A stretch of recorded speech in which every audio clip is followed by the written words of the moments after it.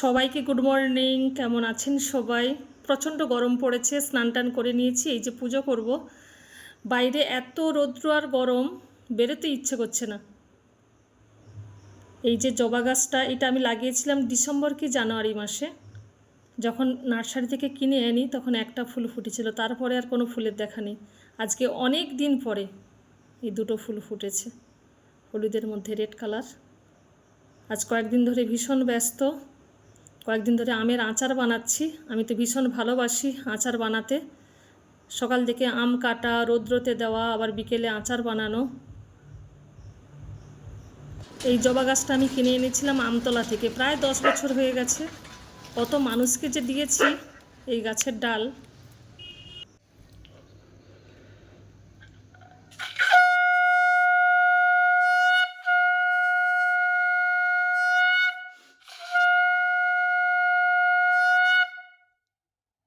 এই তো রান্নাটা বসিয়ে দিয়েছি। আজকে কি রান্না করছি দেখাই। আজকে কুমড়ো রান্না করছি ছোলা আলু দিয়ে, আর আলু পটলের তরকারি করব।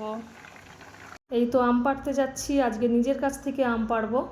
আজকে কয়েকদিন ধরে যে আচার বানাচ্ছি সব বাজার থেকে কিনে এনে, আজকে নিজের গাছ থেকে আম পাড়ছি। ভীষণ আনন্দ হচ্ছে। মেয়ের জন্য কয়েকটা নিয়ে যাব আর কিছু আচার বানিয়ে নিয়ে যাব।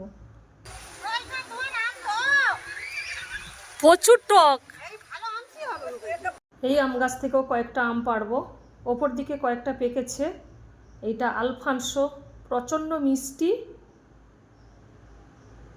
এই তো পড়েছে। আজকের বাগানের এই দুটো গাছ থেকে এক গামলা আম পেড়েছি, কাঁচা আম আর পাকা আম। এইটা আলফানসো, প্রচণ্ড মিষ্টি হয় আর কি সুন্দর পাকা গন্ধ।